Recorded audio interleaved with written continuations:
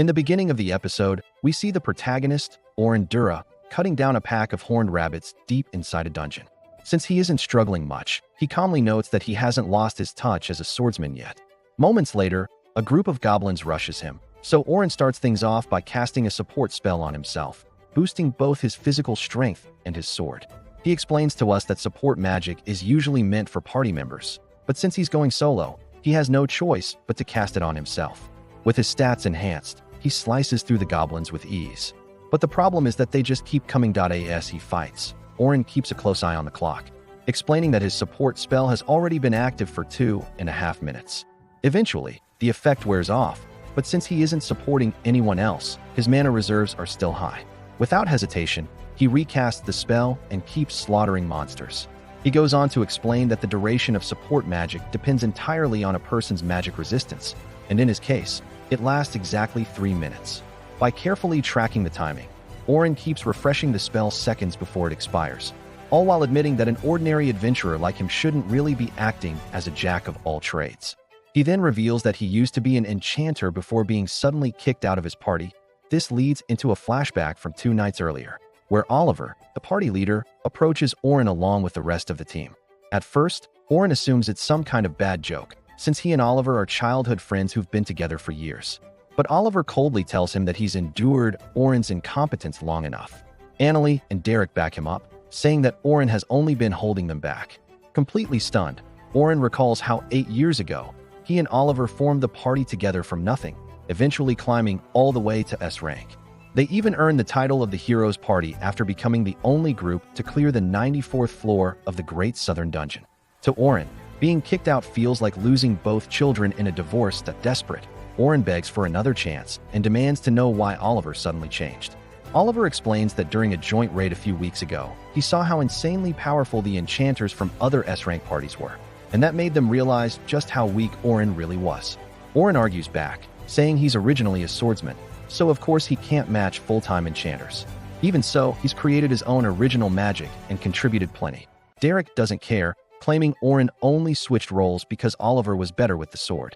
Oren denies it, insisting he switched because he had the most aptitude, and that his self-made spells are the reason they survived the deepest dungeon floors.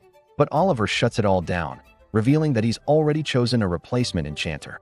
After apologizing for betraying him, he turns away.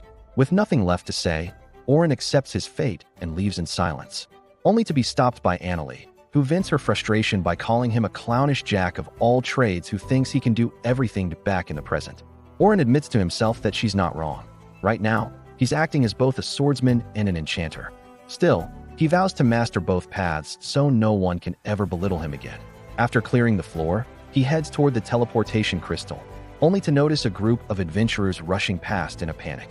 They're arguing about how they abandoned a girl during a fight with orcs.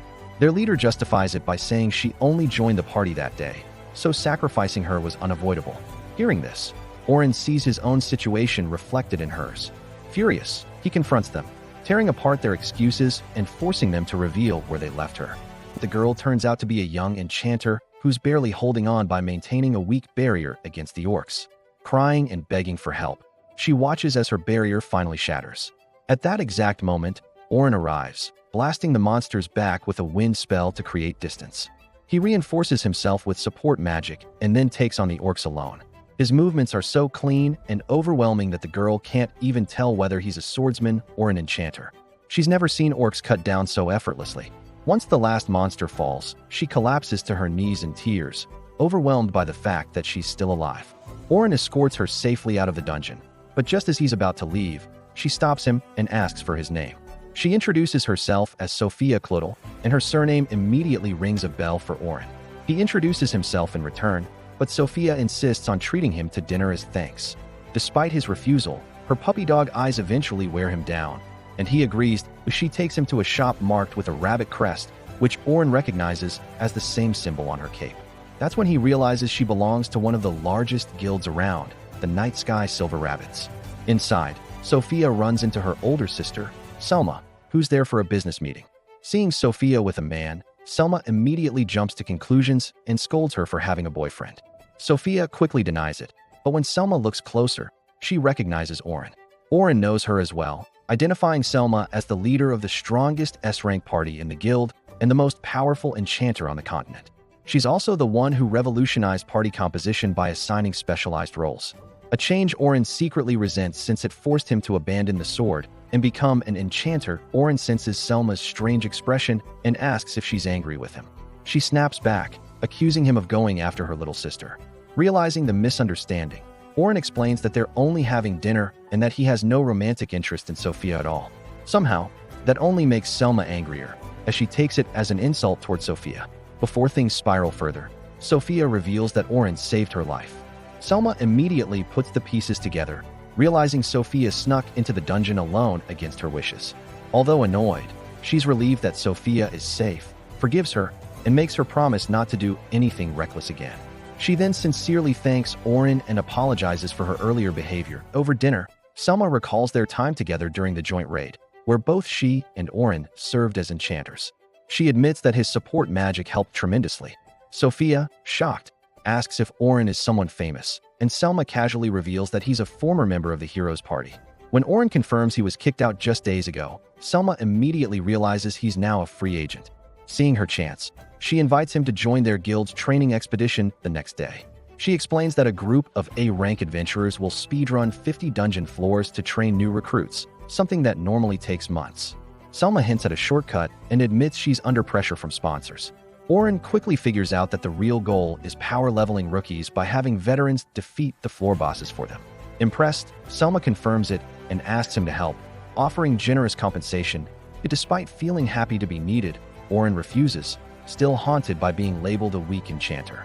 He insists he doesn't want to be an enchanter anymore. But when Sophia looks up at him and begs for his help, he wavers. He doesn't promise anything, only saying he'll think about it, and clarifies that if he joins, it'll be as a swordsman. Selma is surprised but accepts it, assuming he'll switch roles if things go south. She tells him to come to the Silver Rabbit's headquarters if he decides to join. Afterward, Oren visits an old man's shop, where he's served tea and thanked for boosting the store's sales. When Oren apologizes for not being able to promote it anymore, the old man sees through his shaken confidence and reminds him that titles don't define who he is. Moved by his words, Oren thanks him with tears in his eyes. The next morning, Oren arrives at the Silver Rabbit's Guild, where Selma is already waiting at the gate. She's clearly been expecting him and smiles when she sees him. She notes that he looks far more alive than before, and Oren admits that he feels relieved after leaving the hero's party and is excited to see where his new path leads. And with that, his new journey finally begins. Moments later, Orhan and Selma head out to meet the leader of the Night Sky Silver Rabbits, a man named Vince Briers. By the time they arrive, Vince has already heard countless stories about Orhan and the kind of abilities he brings to the table. Because of that, he's convinced right away that Orhan would be an incredibly valuable addition to their group. Orhan responds politely, saying it's an honor to meet the leader of such a famous and well-known clan. Still, before agreeing to anything, he asks if he can hear more details about the teaching expedition first. Vince nods, then turns to Selma and tells her to break everything down for him. The three of them sit down together, and Selma starts laying it all out in a calm and organized way. As she talks, the scene cuts back to the past. Selma had just found out that Orhan had left the hero party, so she immediately went to report the news to Vince. When Vince heard about it, he was certain the hero party wouldn't be nearly as strong without Orhan around. Selma agreed and explained that Orhan's support magic pushed the party far beyond what they actually deserved. She admits that his magic effects themselves are weaker than average, but his casting speed is absurdly fast, at least 4 times faster than her own. On top of that, his ability to read the battlefield and apply the exact support spell at the perfect moment is what makes him an ideal enchanter. The scene shifts back to the present meeting. By now, Orhan understands the general plan. There will be 10 rookie parties, along with 5 escort members, with Orhan and Selma included among the escorts. The rookie teams will rotate, taking turns fighting monsters inside the dungeon. If anything dangerous or unexpected happens, the escorts will jump in immediately to handle it. Orhan understands most of it, but one thing keeps bothering him. He points out that there are only 5 escorts. Selma responds by saying the goal is to raise the rookies to level 51, and if there were too many escorts, the dungeon would be far too easy. According to her, limiting the number of escorts is meant to keep things challenging so the rookies can grow faster. Even so, Orhan can tell right away that this explanation isn't the whole truth. Still, he decides not to press the issue. Instead, He says he understands and agrees to take part. With that settled, Vince explains the payment. Orhan will receive 2 gold coins up front, and 10 more if the mission is completed successfully. The following day, he arrives at the dungeon entrance where all the students are already gathered. Before long, he runs into Selma and Sophia. When he takes a closer look at Sophia, he notices that her outfit stands out from the others, so he casually compliments her on it. Sophia instantly turns bright red, clearly flustered by his words. Selma sees the reaction and is left completely speechless. A moment later, Selma looks around and realizes many of the students look nervous, tired, and discouraged. Seeing this, she quietly asks Orhan if he can help lift the mood before they head in. Sophia heads back to her party, while Selma brings Orhan over and introduces him to the rest of the escort team. There's Anthem and Bernard, both serving as defenders, and Kathy, who handles healing. Orhan studies them carefully and quickly realizes that they make up a solid and well-balanced group. Even so, he can't help wondering what they would have done if he hadn't joined. His instincts keep telling him something about this mission feels off. But no matter how much he thinks about it, he can't quite put his finger on why. Soon after, Selma steps forward to address the students. Just by looking at their faces, she can tell how tense they are. To calm them down, she announces that they're being escorted by Orhan, a man who reached floor 94 of the dungeon and who was once part of the hero's party. The reaction is immediate. Excitement spreads through the group, and their anxiety fades away. Many of them start believing that with someone like Orhan around, they'll be just fine. Once things settle down, Orhan quietly asks Selma if hyping him up like that was really necessary. Selma tells him it absolutely was, explaining that keeping the students calm and confident is part of their job as escorts. After thinking it over, Orhan realizes she's right and lets it go. Orhan is then assigned to escort group 10, which turns out to be Sophia's group. He notices there are only 3 members instead of the usual 4.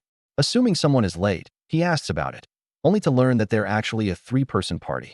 Then the group's leader, Logan, steps forward and confidently introduces himself, boldly claiming that he's a great enchanter and that he'll surpass Selma one day.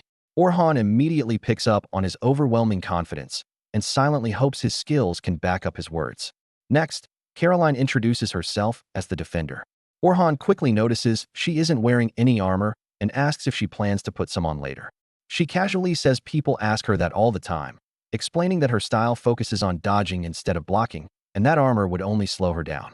Finally, Sophia introduces herself properly and politely, which helps Orhan relax a little. Before long, the group heads into the dungeon. Once inside, Orhan feels relieved as the noise fades and the dungeon's silence settles in. As they move forward, Caroline keeps firing questions at him about the hero party and why he left. Having no intention of admitting he was kicked out, Orhan shuts her down coldly, telling her it's none of her business. Deeper in, 2 demon wolves suddenly appear behind them and charge forward. Orhan notices instantly the trap spells he set earlier activate, killing the wolves on the spot. These traps are nearly impossible to detect before triggering, making them perfect for dealing with threats from behind without slowing the group down. They continue onward and eventually reach floor 20. Along the way, Orhan carefully watches how the party fights. At first, he thought Logan was just an arrogant rookie, but after seeing him in action, he admits Logan has real talent. If he keeps improving, he could eventually hold his own in an A-rank party. His biggest flaw is poor command skills, since his orders are slow and unclear, but Orhan believes experience will fix that.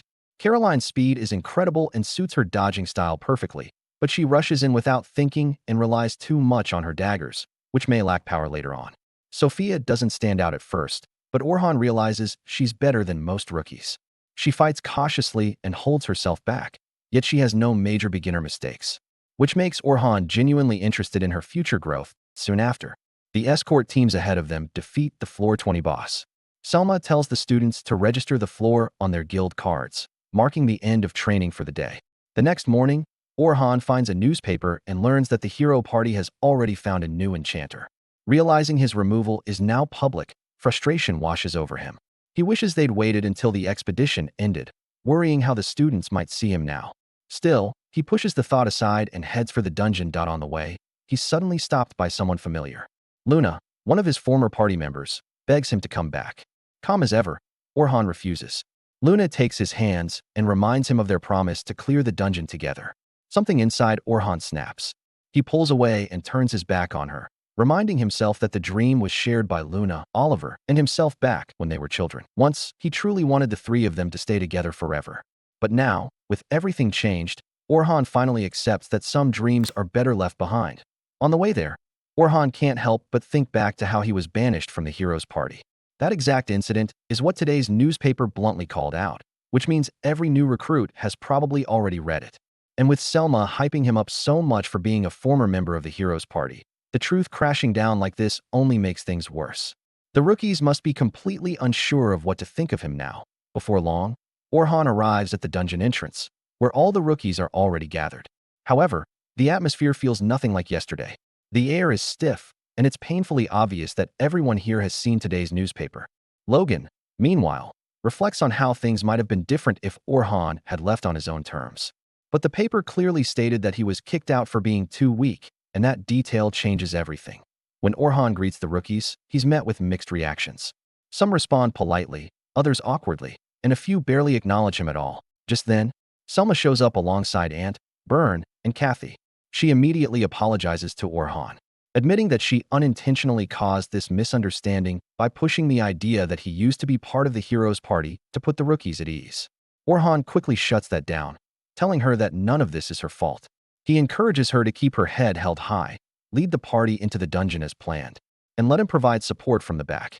Ant, Byrne, and Kathy chime in as well, saying that whatever happened between Orhan and the hero's party doesn't matter. What truly matters is that Orhan is one of the very few people alive who made it to the 94th floor and lived to tell the tale. Hearing that eases some of the pressure weighing down on him. Orhan then heads over to his party, where Sophia and Carol greet him with genuine warmth, wishing him a heartfelt good morning. Logan, on the other hand, seems hesitant, unsure of how he's supposed to treat Orhan now. Picking up on the tension, Orhan decides to break the ice himself and asks if they saw today's newspaper. Sophia and Carol admit that they did see it, but brush it off. Logan, however, mentions that he doesn't follow Fox News and directly asks Orhan if what the paper said was true. Orhan answers honestly, saying that technically it is true, since he was banished from the hero's party for being too weak. That's when Sophia snaps, unable to take it anymore. She insists that he's lying, reminding everyone how she personally saw him take on a massive horde of orcs by himself and defeat them without breaking a sweat. Orhan thanks her for believing in him and reassures the group that even though he's no longer part of the hero's party, he's still more than capable of helping them safely reach the 51st floor. He asks them to trust him. Sophia and Carol seem satisfied with that answer, but Logan looks conflicted, feeling as though he's been betrayed. With that, they head into the dungeon. Today's objective is to clear from the 21st floor to the 35th floor.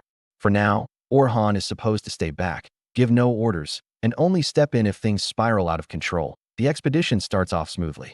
On the 24th floor, Carol takes care of the monsters with her twin daggers.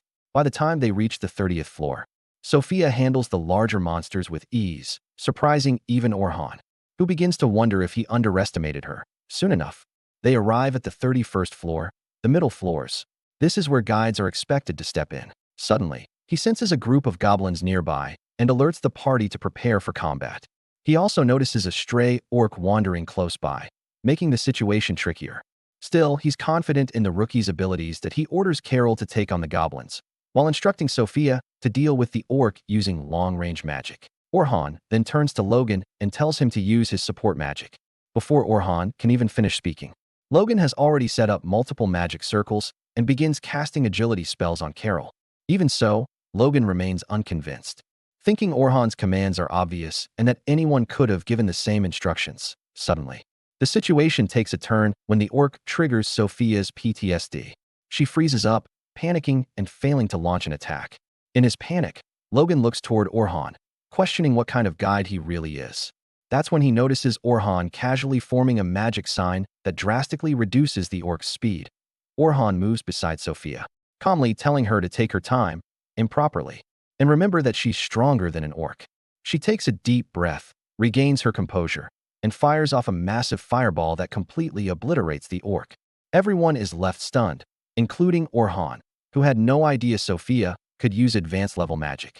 Carol rushes over and hugs Sophia, while Orhan praises her for the perfect shot. They continue onward and eventually reach the 35th floor, where they run into a death tarantula. Logan immediately panics, convinced that this is the end. But Sophia and Carol place their full trust in Orhan and wait for his orders. Orhan tells Logan to cast agility up and strength up on Carol, and magic up on Sophia. Logan doubts the plan, thinking Orhan has lost it by repeating the same strategy, but he follows through anyway. Orhan orders Carol to engage the monster head-on and keep its attention focused on her. She nods and charges forward. He then instructs Sophia to leap onto the monster and shred its back. Sophia immediately gets it, jumping onto the spider and slashing it from head to tail. Orhan warns her to stay sharp and avoid every venomous strike. The tarantula lashes out at Carol, but she dodges and deflects its attacks with incredible precision. Orhan tells Logan to maintain his support spells, reminding him that Carol's life depends on it. He then signals Sophia to pin the monster down.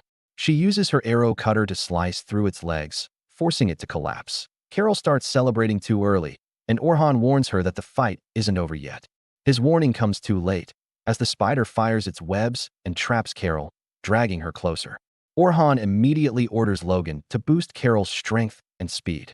Logan complies instantly, but Carol panics and struggles to break free, begging Orhan for help. Orhan casts a sharpness enhancement on her blades and tells Sophia to ready her rock arrow. Empowered, Carol cuts herself free, and Sophia follows up with her spell, completely nuking the monster. With that, the expedition finally comes to an end as they exit the dungeon at sunset. Orhan praises Logan for his excellent support work, admitting that today's victories wouldn't have been possible without him. Selma congratulates the rookies on their progress and tells them to rest well. Everyone heads their separate ways, but Ant and Burn stop Orhan and invite him out for lunch. After some thought, he accepts, since it's not every day someone treats him. On the way back, Logan asks Sophia about the time Orhan saved her, pressing for details about the spells he used.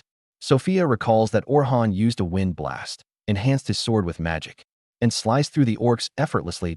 That's when it finally clicks for Logan. Earlier, Orhan casually used a debuff spell to slow the orc, something even top-tier mages like Selma struggle to pull off. Orhan's timing, spell usage, and battlefield awareness were flawless. Logan realizes he completely misjudged him. Orhan isn't just a mage, he's a genius. Back in the city, Orhan parts ways at a tavern with Burn and Ant, who insist he order anything he wants.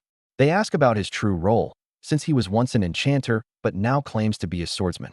Orhan explains that he's always wanted to be a swordsman, ever since watching his grandfather slay a massive beast. He fulfilled that dream in the hero's party, but as the floors grew harder, the team shifted to relying on an enchanter. With no one else suitable, Orhan took on the role for the sake of the party. Bitterly, he thinks that the hero's party no longer has what it takes to push further, but decides to leave the past behind. Now, he aims to become a fully self-sufficient swordsman who can conquer even the lower floors alone, unaware that the very next day, the hero's party will cross paths with him in the dungeon he plans to conquer. The next morning, Orhan heads back to the dungeon entrance to take part in the final stretch of the expedition. And the moment he arrives, he is immediately surrounded by the kids, who greet him with visible excitement. Seeing this, Caroline deliberately creates an opening for Sophia, deciding that it's finally time for her to speak up. With a slightly teasing tone, Caroline brings up how nice it would be if they were to receive some kind of reward after successfully completing the expedition. Then, she nudges Sophia in the side, reminding her about how she wanted to formally ask Orhan to join their guild. Sophia gathers her courage and opens her mouth to say it, but before she can get a single word out, Selma suddenly calls out to Orhan from a distance. With an apologetic look, Orhan turns and walks away, leaving Sophia frozen in place, her chance slipping through her fingers for now. As Orhan makes his way towards Selma, he overhears several students chatting excitedly among themselves. They're talking about how the hero party plans to reach the deepest part of the dungeon today and are apparently starting their descent from the 92nd floor. Hearing this makes Orhan stop in his tracks. He can hardly believe how reckless that sounds, especially considering they replaced him with a new member only a few days ago and haven't had any real time to adjust or practice as a team.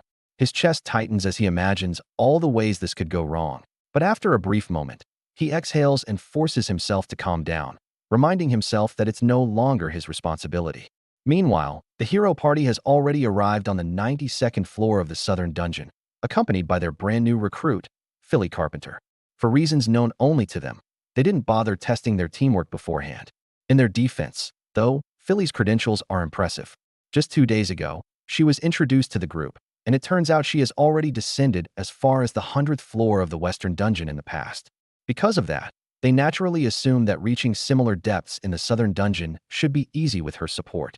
Annalie and Dereric are fully convinced that Philly's support magic will surpass anything Orhan was capable of, and before long, the conversation devolves into them venting about how much they disliked him. Both of them still hold grudges, especially because Orhan never allowed them to throw extravagant parties, despite the massive amount of money sitting untouched in the party's shared account. Listening to this, Philly starts feeling uneasy, as it's painfully obvious that if Orhan hadn't been managing their finances, these two would have already run themselves into the ground. Oliver steps in and tells everyone to cut it out, reminding them that today is supposed to be about welcoming Philly into the party. Right on cue, Luna suddenly barges in, having just learned that Orhan is now participating in the Silver Rabbits expedition. Her shock only deepens when she realizes that the others replaced Orhan without even consulting her. She immediately demands to know why Orhan is no longer with them, and both Dereric and Annalie can barely believe he managed to join such a prestigious guild in such a short time. Still, they brush it off, insisting that it doesn't matter since he's no longer part of their team. At first, Luna assumes Orhan must have left on his own, tired of carrying everyone else. But Dereric proudly declares that they were the ones who kicked him out. Luna is left speechless, stunned by the sheer stupidity of the decision. She remarks that she hasn't heard of anything that foolish since the Kingsman incident and reminds them that Orhan was the very core of their party. Without him, they never would have made it this far in the first place. Unfortunately, her words fall on deaf ears. Dereric dismisses Orhan as nothing more than a subpar enchanter and insists that there's no point in complaining now that he's gone. Luna clenches her teeth in frustration, knowing she can't convince Orhan to come back at this point. Reluctantly, she accepts that he's truly gone. Seizing the moment, Oliver makes yet another questionable decision and announces that he wants to test Philly's synergy with the party right here on floor 92. If everything goes well, they'll push onward to the 94th floor to break their previous record. Luna immediately objects, pointing out that she has no interest in dying. She argues that if they want to test Philly's abilities, they should do so on a much lower floor, like floor 30, where the risks are manageable. Instead of listening, they stare at her like she's speaking in an alien language. Given how reckless they're being, it's honestly surprising they survived this long. They completely fail to grasp how dangerous it is to train a new member on a floor they barely cleared last time. Dereric and Annalie admit it was close back then, but confidently claim Orhan was the reason things were difficult. With someone like Philly, who's supposedly far superior, they're convinced there won't be any issues. Luna remains firmly against the plan, especially since a black dragon inhabits that floor, and she has no desire to be incinerated. Oliver shuts her down, declaring that they're doing this whether she likes it or not. Though she knows she should quit right then and there, Luna can't bring herself to abandon the party just yet, and things immediately start going downhill. They soon find themselves facing a giant mammoth, an enemy they normally would have defeated without much trouble. This time, however, Oliver's sword barely leaves a scratch. Dereric struggles just to block the mammoth's attacks, and Annalie's fire magic looks more like harmless fireworks. Confusion spreads through the group, as they expected to be stronger with Philly's buffs. Instead, the opposite is happening. Philly is barely able to maintain her enchantments, and because she's so focused on doing that, she can't analyze the battlefield or give proper instructions. Left to their own devices, the party proves once again that good decision-making is not their strong suit. Eventually, Oliver has a moment of clarity and realizes that he and the others are far weaker than he believed. What he doesn't understand is why. Luna stands off to the side, silently observing, preparing to explain the truth now that reality has finally caught up with them. Before she can speak, a terrifying roar echoes through the dungeon. The black dragon descends, crushing the mammoth in an instant and sending everyone flying. Luna immediately shouts for them to run, but Dereric and Annalie, somehow still delusional, insist they can win. Oliver joins in, convinced they can repeat their past victory, forgetting that Orhan was the reason they succeeded before. Dereric charges forward to block a fireball and is instantly blasted aside. Luna rushes to heal him as Philly freezes in terror. Annalie's fire javelin does nothing, drawing the dragon's attention and earning her a brutal counterattack. Oliver panics as everything collapses around them. At Luna's urging, he finally agrees to retreat, but the dragon's overwhelming power leaves them with only one option, the Fickle Gate. Though dangerous, it's their only chance. As they activate it, the dragon blocks their escape with flames and ends up being sucked through the gate itself. Relief quickly turns to horror as Luna realizes the dragon has been sent to a random boss room. They rush to warn the guild, knowing innocent adventurers could be in danger. As Luna heals the others, she tells Oliver the hard truth: when they face the dragon again, they'll need Orhan. She explains that the party's weakness isn't because they've declined, but because they relied entirely on Orhan's magic. His original spells, his timing, and his enchantments carried them far more than they ever realized. Though the truth finally sinks in, Oliver's ego refuses to accept it. And that's where this video ends. Remember to like and subscribe. Thanks for watching, and I'll see you next time.